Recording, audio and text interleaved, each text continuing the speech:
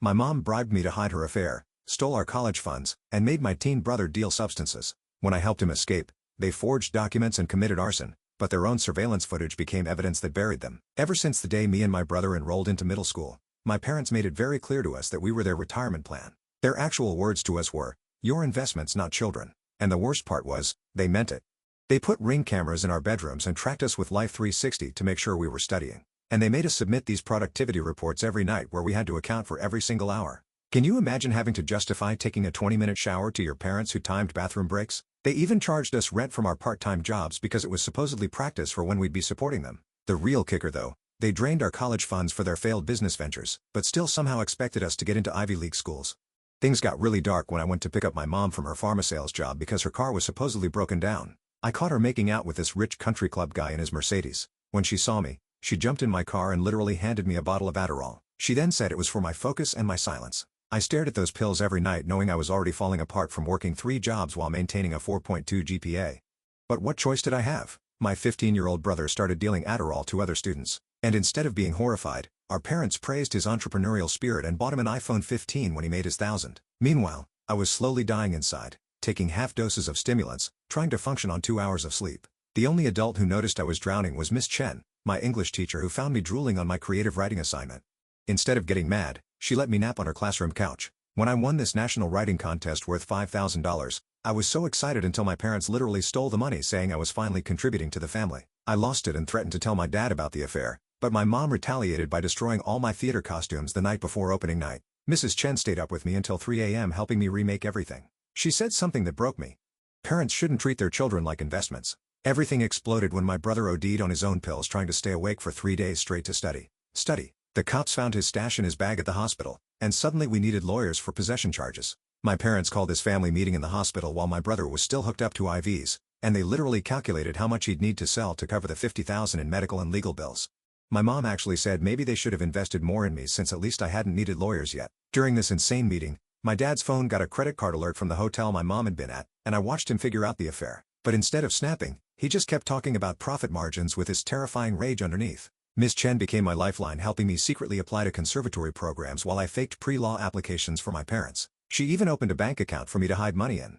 My parents were so busy avoiding each other after the affair discovery that they barely noticed when I started moving out. I got a full ride to a performing arts school but told them it was entertainment law and created this elaborate schedule to keep them separated at home so I could pack without them noticing. Before I left, I hid a spare key to my apartment in my brother's room with a note saying, "If you ever need to escape." For 18 months, I dodged their calls and built a new life until they saw me in a touring production ad. They ransacked my brother's room during a drug search and found my hidden key and address. While I was at rehearsal, they broke into my apartment and stole literally everything, including sentimental stuff like letters from Miss Chan and my paycheck stub. They left a note saying payment 1 of what you owe us. My brother called sobbing because he thought he hid the key so well and felt responsible. I was filing a police report when he called again saying they were sending him to military school tomorrow because he enabled my betrayal by hiding that key. His voice was shaking when he said he knew I was done with him, but he couldn't do this alone. So now I'm sitting here realizing I can't cut them off yet because I have to save my brother. I drove through the night with my hands gripping the steering wheel so tight my knuckles turned white. The highway stretched endlessly ahead while I kept checking my phone for updates from my brother. He'd gone silent after that last call, and the silence terrified me more than anything. When I finally pulled up to my parents' house at dawn, every light was on. My dad's BMW sat crooked in the driveway like he'd parked in a hurry. Through the living room window, I could see my brother sitting on the couch with a duffel bag at his feet while my parents paced around him. I didn't knock. Using my old key, I walked straight in to find my mother mid-sentence about responsibility and consequences. She froze when she saw me. Her pharma sales laser wrinkled from what looked like an all-night argument session. "Get out of my house," she said, but her voice wavered. My dad just stared at me with that same controlled rage from the hospital, his jaw working like he was chewing on words he couldn't spit out. My brother jumped up from the couch and I saw the bruise on his cheek, fresh, purple spreading to yellow at the edges. He grabbed his duffel bag and started toward me, but my dad stepped between us. "He's a minor. You take him and I call the cops for kidnapping." I pulled out my phone and showed him the recording I'd started the moment I walked in. "Go ahead, explain the bruise while you're at it." My mother's face went pale. Pale. She knew exactly what kind of questions that would raise, especially with my brother's recent possession charges. The military school threat had been their nuclear option, but they hadn't counted on me actually showing up. "Fine," my dad said through gritted teeth, "take him. But you're both dead to us. No inheritance, no family, nothing." My brother pushed past him and practically ran to me. As we turned to leave, my mother called out, "You'll be back. You can't handle raising a teenager. You'll fail just like you failed us as an investment." We left without another word. In my car, my brother finally broke down. sobbing so hard his whole body shook. I drove us to a cheap motel an hour away and paid cash, paranoid they might track my credit cards. Over gas station coffee and vending machine breakfast, my brother told me everything. How they'd been forcing him to sell his Adderall prescription to other kids, keeping detailed records of every transaction, how they'd hit him when he tried to refuse after his odd, how they'd already enrolled him in military school and planned to forge my signature on custody papers. I called Miss Chen from the motel parking lot. She answered on the ring even though it was barely 7 a.m. "I have him," I said, and heard her exhale in relief. "Bring him here," she said immediately. "Both of you. We'll figure this out." We drove to Miss Chen's modest townhouse where she had already set up her guest room for my brother. While he showered and changed, she sat me down at her kitchen table with more coffee and a legal pad.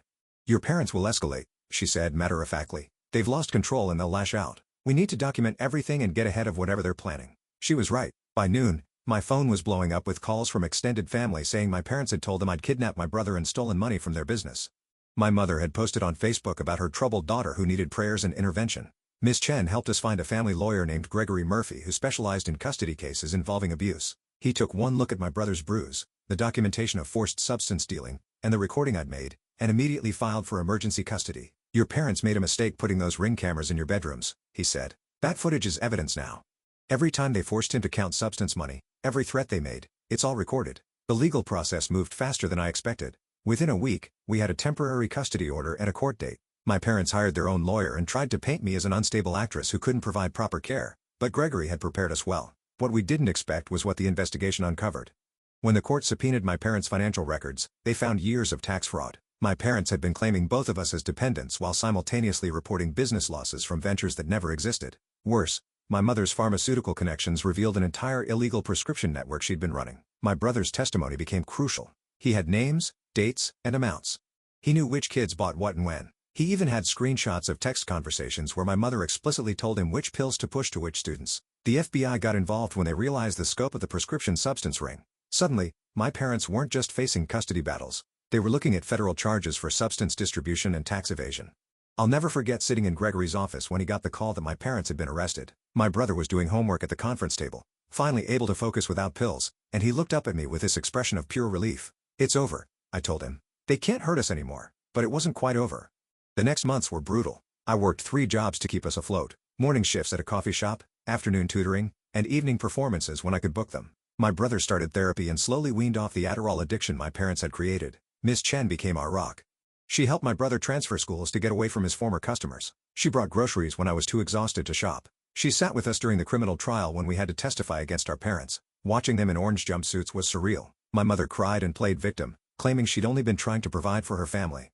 My dad maintained his cold fury until the very end, staring at us like we were failed investments he needed to write off. They each got 8 years. The judge called their treatment of us unconscionable exploitation of rental authority. The substance charges alone would have been significant, but combined with tax fraud and child abuse, they faced the maximum sentences. After the sentencing, my brother and I sat in my hit-up Honda in the courthouse parking lot. He was 17 by then, taller than me, and finally looking healthy. "I'm sorry," he said quietly, "for everything. The substances, getting you involved." "Stop." I cut him off. "We survived. That's what matters." We drove home to our tiny apartment. Nothing like the McMansion we'd grown up in, but it was ours. The walls were covered with his artwork and my show posters.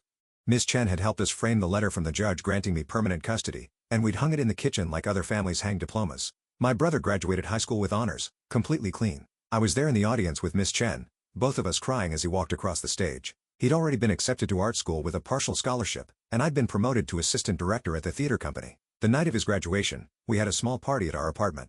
Miss Chen brought cake. Gregory stopped by with congratulations, and a few of my brother's real friends, not customers, came to celebrate. As I watched my brother laugh with his friends, truly happy for the time and years, I thought about my mother's prediction that I'd fail. She'd been wrong about so many things, but especially about what family meant. Family wasn't an investment portfolio or a retirement plan.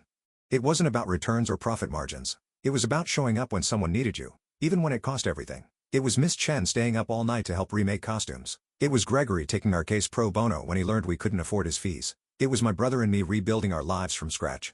My parents had treated us like assets, but we'd learned to treat each other like human beings, and that made all the difference. The celebration felt hollow when I noticed the unmarked car parked across from our apartment building. My brother was still laughing with his friends, but something about that sedan made my skin crawl. 2 days later, we got served with papers claiming we owed my parents $300,000 for childhood expenses and educational investments. Gregory Murphy called me immediately after reviewing the documents. His voice carried an edge I hadn't heard before. They're claiming you signed a contract at 18 agreeing to repay them for raising you.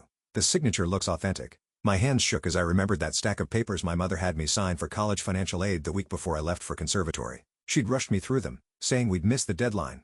I trusted her. The lawsuit demanded immediate payment or they'd garnish my wages and put liens on any future earnings. My brother found me crying over the papers at our kitchen table. He sat down across from me, his face pale. "There's something else," he said quietly. "Mom called my old dealer friend, Marcus. She offered him $5,000 to plant substances in your car." The room spun. Even from behind bars, they were trying to destroy us. Gregory filed motions to block a lawsuit but warned us the forged contract looked legitimate enough to cause serious problems. Meanwhile, I started checking my car obsessively, terrified of what might appear. Miss Chen showed up at our door with boxes of documents. "I've been keeping records," she said, spreading papers across our coffee table. "Every time your parents made you work instead of studying, every school event they made you miss for their business ventures, every report card conference where they demanded I inflate your grades." She documented everything with the thoroughness of someone who'd seen too many kids slip through cracks. There were emails from my parents demanding she change my grades, threatening to get her fired if she didn't comply. Photos of me asleep in her classroom after working until dawn. Even a recording of my mother screaming at her for enabling laziness when she'd let me eat lunch in her room instead of working. Gregory's eyes lit up as he reviewed everything. "This changes things. We can prove systematic educational neglect and exploitation, but my parents had connections." The next week, Miss Chen got called into the principal's office. Someone had reported her for inappropriate relationships with students. The accusation was baseless, but the investigation meant she couldn't help us directly anymore. She texted me from the parking lot, tears in her voice. "Don't let them win." My brother started having panic attacks. The stress of potentially losing our stability triggered all his old anxieties. I'd find him awake at 3 a.m., checking window locks and door bolts, convinced our parents had found a way out of prison. His therapist increased his sessions, but the bills were adding up fast. Then Marcus actually showed up at my work. He lingered by the coffee shop counter, ordering drink after drink, watching me with calculating eyes. When I took my break, he followed me to the alley. "Your mom says hi," he said, lighting a cigarette. "Says you're being ungrateful. Says maybe you need a reminder of how easy it is to lose everything." I recorded the whole conversation on my phone, my hands steady despite my racing heart. When he mentioned the $5,000 offer, I asked him why he was telling me instead of taking it. "Because your brother saved my life once," he said, "talked me out of some dark stuff when we were dealing together. But your mom doesn't know that. She thinks I'm still the same desperate kid who'd do anything for money." We formed an unlikely alliance. Marcus agreed to record his conversations with my mother, pretending to go along with her plan while feeding her false information. Through him, we learned she was coordinating everything from prison through a contraband phone, using her pharmaceutical contacts to move money and messages. The financial pressure mounted. Legal fees, therapy bills, and basic living expenses drained every penny I earned. I picked up a job doing overnight inventory at a warehouse, surviving on 3 hours of sleep. My brother noticed me swaying on my feet one morning and begged me to slow down. "We'll figure it out," he said. But I could see him calculating how much his therapy cost, how much his food added to our bills. That night, I caught him looking up jobs even though Gregory had warned us his working could jeopardize our custody case. Everything accelerated when my father got early release for good behavior. Gregory called me at work, his voice urgent. "He's out. Filed for emergency custody claiming you're an unfit guardian. We have 48 hours to respond." I left work immediately, my manager threatening to fire me if I didn't return. My brother was at school, and I couldn't reach him. His phone went straight to voicemail. Panic set in as I drove to his school, only to find he'd been checked out early by a family member. School security footage showed my father, cleaned up in a suit, presenting documents that looked official. My brother had gone willingly, probably thinking it was related to the custody case. By the time I reached Gregory's office, 3 hours had passed. "He can't take him out of state," Gregory assured me. "Already filing emergency motions. We'll get him back." But my father wasn't trying to leave. He'd taken my brother to their old house, now in foreclosure, but still technically theirs.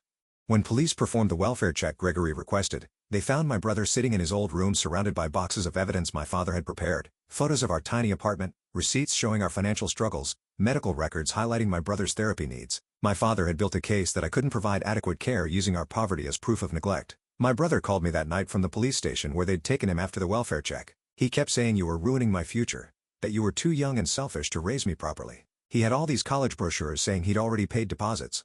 The custody hearing got expedited. My father showed up with an expensive lawyer claiming his prison time had been a wake-up call and he'd reformed. He presented bank statements showing mysterious deposits, testimony from character witnesses I'd never heard of, and a psychologist's evaluation stating he was fit to parent. Gregory suspected the documents were forged, but proving it would take time we didn't have. The judge seemed swayed by my father's resources versus our obvious financial struggles.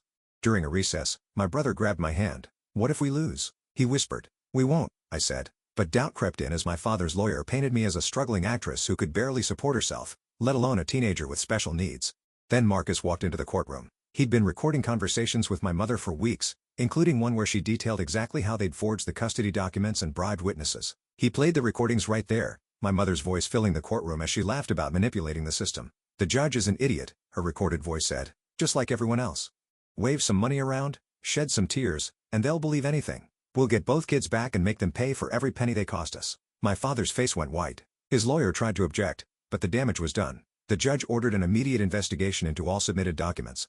Within hours, the fake bank statements unraveled, the character witnesses admitted to being paid, and the psychologist's license was found to have been revoked years ago. But my parents had one more card to play. That night, our apartment building's fire alarm went off at 2 a.m. As we evacuated, I noticed smoke coming specifically from our unit. The fire department found evidence of arson.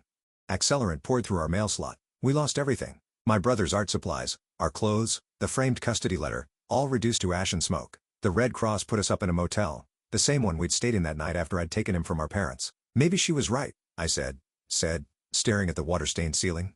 "Maybe I can't do this." My brother sat up in the other bed. "Remember what you told me? We survived. That's what matters." Miss Chen, cleared of all false accusations, organized a fundraiser at school. Students and teachers contributed what they could. Gregory waived his remaining fees. Even Marcus showed up with an envelope of cash, refusing to say where it came from. The investigation into the fire led back to one of my mother's pharmaceutical contacts, a woman who'd been selling pills through her network. She flipped immediately when faced with federal charges, revealing the entire structure of my mother's operation from prison. The scope was staggering. My mother had been running prescription substance ring from her cell using a network of nurses, pharmacy techs, and sales reps she'd cultivated over years. The money from the lawsuit, the bribes, even the hire for the arson, it all traced back to substance money. My father tried to claim ignorance, but recorded calls showed him fully aware and participating. He'd been the one to arrange the arson, thinking destroying our home would force us back under their control. During the final custody hearing, the judge reviewed everything. The exploitation, the substance dealing, the forgery, the arson. My parents sat in shackles, no longer the polished suburban couple who'd treated us like investments. "I've seen many cases of a rental failure," the judge said, "but rarely have I seen such calculated cruelty toward one's own children."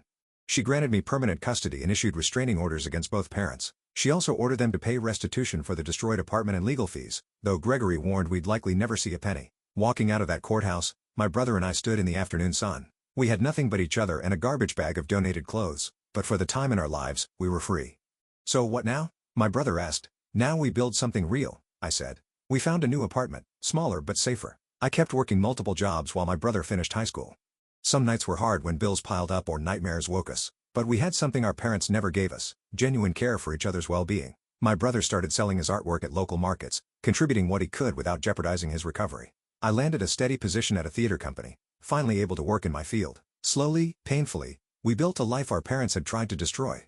Mrs. Chen visited weekly, bringing dinner and helping my brother with college applications. Gregory checked in regularly, making sure no new legal threats emerged. Even Marcus occasionally texted, letting us know if he heard anything through his old networks. The day my brother got accepted to art school with a full scholarship, we sat in our tiny kitchen and cried, not from sadness or fear, but from relief. We'd made it through. "You know what's funny?" my brother said, wiping his eyes. "They spent so much time trying to make us into investments. They never realized we were already valuable." I thought about all those productivity reports, the Ring cameras, the calculated cruelty of parents who saw children as profit margins. They'd tried to break us into sellable pieces, never understanding that our worth came from something they couldn't quantify or control. "We're going to be okay," I said. And for the time, I truly believed it. My parents had taught us we were investments, but we'd learned the truth. We were survivors. We were family, and that was worth more than any return they could have calculated. The scholarship letter arrived on a Tuesday morning while I was rushing to my job. My brother held it up with shaking hands, and we both knew this changed everything. Art school with full funding meant he could finally escape the shadow of what our parents had done to us. But that same afternoon, Gregory called with news that made my blood run cold. My mother had been transferred to minimum security and was eligible for work release. The pharmaceutical company that had unknowingly employed her during her crime spree wanted to distance themselves from the scandal by offering her a position in their legal department, claiming rehabilitation. "She'll have daytime freedom," Gregory explained. "Technically, she can't contact you, but we both know restraining orders are just paper." My brother's hands trembled as he packed for art school orientation. I found him sitting on his bed at midnight surrounded by half-filled boxes, staring at his acceptance letter like it might disappear. "What if she shows up there?" he asked. "What if she finds a way to ruin this too?" I sat beside him, remembering all the times our parents had sabotaged our achievements. The writing contest money they stole, the theater costumes destroyed, every moment of joy turned into currency for their control. "We won't let her," I said, though I wasn't sure how to keep that promise. The next morning, I dropped him off at freshman orientation. Other parents were taking photos and wiping away proud tears. We stood awkwardly by my hit-up Honda, both scanning the crowd for familiar faces that shouldn't be there. "I'll be fine," he said, grabbing his second-hand art supplies. "You've got enough to worry about." But I couldn't stop worrying. Every time my phone rang at work, I expected news that she'd found him. When a number I didn't recognize called 3 times in a row, I finally answered with my heart pounding. "This is Joyce from the University Financial Aid Office," the voice said. "We've received a formal challenge to your brother's scholarship eligibility." The room tilted. I gripped the coffee shop counter as Joyce explained that someone had submitted documents claiming my brother had lied on his application about his criminal record and substance dealing history. "The documents appear quite thorough," Joyce continued. "We'll need to conduct a full investigation." I left work immediately, my manager finally making good on his threat to fire me. But I didn't care. My brother needed me. During the drive to the university, Gregory called back. "The challenge came from a concerned citizen, but the paperwork has your mother's fingerprints all over it," he said. "She's using her work release job to access legal databases and build cases against you both." I found my brother in his dorm room surrounded by roommates he'd just met, trying to act normal while his world collapsed again. We walked to the quad where other freshmen were playing frisbee and laughing, living the college experience he'd fought so hard to reach. "Maybe I should just leave," he said quietly, "before they make me." Number. The word came out harder than I intended. "We're done running, done letting them take things from us." Gregory met us at the financial aid office with boxes of documentation, every therapy session proving my brother's recovery, every teacher recommendation, every piece of evidence showing how he'd rebuilt his life after what our parents did to him. Joyce reviewed everything with the scholarship committee while we waited in the hallway. My brother sat with his head in his hands, and I fought the urge to storm back to that minimum security facility and confront my mother myself. "She's not going to stop," he said. "Even from prison, she'll keep finding ways to hurt us." He was right. The committee cleared him, maintaining his scholarship, but the damage was done. My brother couldn't focus on classes, constantly looking over his shoulder. His roommates started avoiding him after rumors spread about his past. The fresh start he'd earned was already tainted.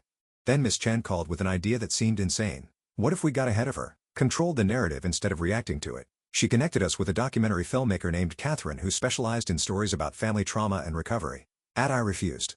We'd been through enough exposure, but my brother surprised me. "Maybe if people know the truth, Mom can't twist it anymore," he said. We spent weekends filming, telling our story from the beginning. The Ring cameras in our bedrooms, the forced substance stealing, the way they'd called us investments instead of children. Catherine was gentle but thorough, drawing out details we'd never told anyone.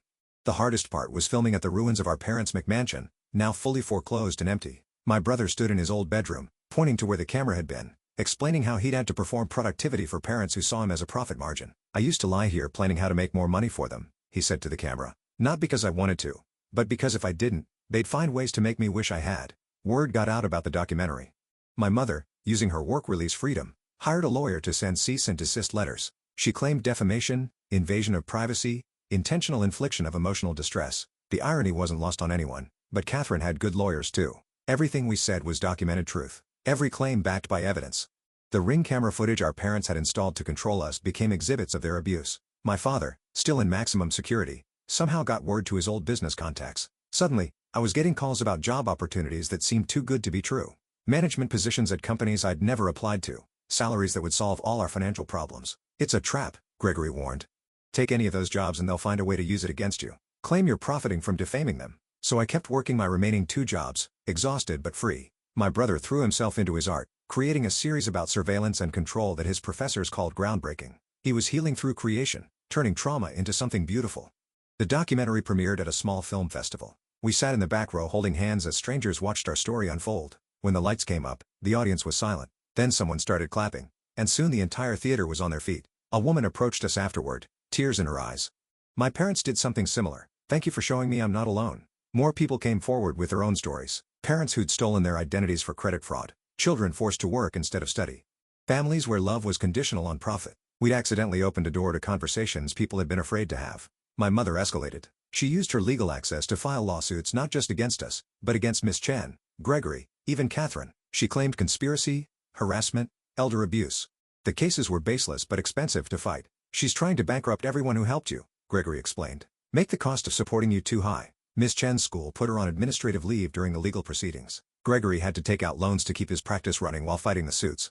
Catherine's production company considered pulling the documentary. My brother called me one night sobbing, "This is my fault. Everyone's suffering because of us." "No," I said firmly. "They're suffering because our parents are predators who can't stand losing control." But he started pulling away, missing classes, not answering texts. I drove to his dorm to find him packing, ready to drop out and disappear so everyone else could have peace. I sat on his bed surrounded by half-packed boxes just like that night before orientation. "You know what the difference is between us and them?" He shook his head. We actually care about the people in our lives, and that's why we're going to win. The next day, something unexpected happened. The pharmaceutical company fired my mother. Turns out, using company resources to file personal lawsuits violated her work release agreement. She was sent back to maximum security. Her minimum security privileges revoked. Gregory called with barely contained excitement. Without access to legal databases, she can't maintain the lawsuits. They're falling apart. One by one, the cases were dismissed. Miss Chen returned to teaching. Gregory's practice recovered. Catherine's documentary gained wider distribution, eventually airing on a major streaming platform. My brother returned to his art with new purpose. His surveillance series won the Freshman Showcase. He started mentoring other students who'd escaped abusive families, turning our shared trauma into something that could help others. I was restocking shelves at my night job when my phone buzzed with a text from him. Just a photo of his latest painting, two figures standing in sunlight, finally free from the cameras that had watched their every move. The next morning, I got a call from the theater company where I'd been working. They'd seen the documentary and were inspired by our story. They offered me a full-time position as assistant director with benefits and stable hours. "We want someone who understands fighting for their art," the director said. I accepted immediately, finally able to quit my other jobs. That night, my brother and I had dinner at a real restaurant for the time in years. No gas station coffee or vending machine meals, just two survivors eating pasta and planning futures our parents had tried to steal. "You know what's weird?" my brother said. "I keep waiting for something bad to happen. Like, this is too good to last." I understood. We'd been in survival mode so long, peace felt like a threat. Every good thing seemed like a setup for disappointment. But slowly, meal by meal, day by day, we were learning to trust joy again. Catherine's documentary won several awards with proceeds going to a fund for young adults escaping abusive families. My brother and I became reluctant advocates, speaking at screenings and conferences. Every time we told our story, someone would approach us afterward with their own. Gregory helped us navigate the speaking engagements, making sure we weren't exploited by people who wanted to profit from our pain. Miss Chen came to every local event, proud of how far we'd come. Even Marcus showed up to a screening, clean for 2 years and working as a counselor. "Your brother saved my life," he told the audience. "Even when he was drowning, he threw me a lifeline." My parents tried one last manipulation. They filed for early release based on accepting responsibility for their actions. They'd found a prison ministry willing to advocate for them, painting them as reformed sinners who'd seen the light. The parole hearing required victim impact statements. My brother and I sat in Gregory's office trying to find words for what they'd done to us. How do you explain parents who saw you as investments? Who charged rent from children? Who turned their own son into a substance dealer? "Just tell the truth," Gregory advised. "Let their actions speak for themselves." At the hearing, we sat across from our parents for the time since the trial. My mother had aged badly, her pharma sales polish replaced by gray roots and prison pallor. My father looked smaller, his controlling rage deflated into sullen silence. They'd prepared statements about redemption and regret. My mother cried on cue, talking about missing her children and wanting to make amends. My father spoke about finding faith and understanding his failures. Then the parole board played clips from the documentary. My brother at 15 shaking from Adderall withdrawal. Me working 3 jobs while maintaining a 4.2 GPA. The ring cameras, the forced substance dealing, the theft and destruction. "These aren't mistakes," the board chair said. "This is systematic abuse spanning years." Parole denied. They'd served their full sentences. Walking out of that building, my brother stopped on the steps. "I thought I'd feel different, victorious or something, but I just feel empty." "That's okay," I said. "We don't need them to fill us anymore." We drove home to our small apartment, walls covered with his art and my show posters. Miss Chen was waiting with takeout to celebrate. Not the parole denial, but our survival. That night, I found my brother in the kitchen, sketching. He'd drawn our family, not the 4 people who'd shared that McMansion, but the real family we built. Miss Chen grading papers at our table, Gregory fighting for us in court, Catherine behind her camera, Marcus getting clean. All the people who'd shown us what family really meant. "We did it," he said quietly. "We actually made it through." I thought about our parents and their cells, still calculating our worth in dollars and disappointments. They'd never understand what we'd learned. That value isn't about profit margins or return on investment. It's about showing up, fighting for each other, building something real from the ashes of what tried to destroy you. My brother pinned the sketch to our fridge next to his acceptance letter and my promotion announcement. Evidence of lives rebuilt. Proof that investments can't love you back, but people can. We were free, not just from them, but from their definition of worth, and that freedom was worth more than any inheritance they could have left us.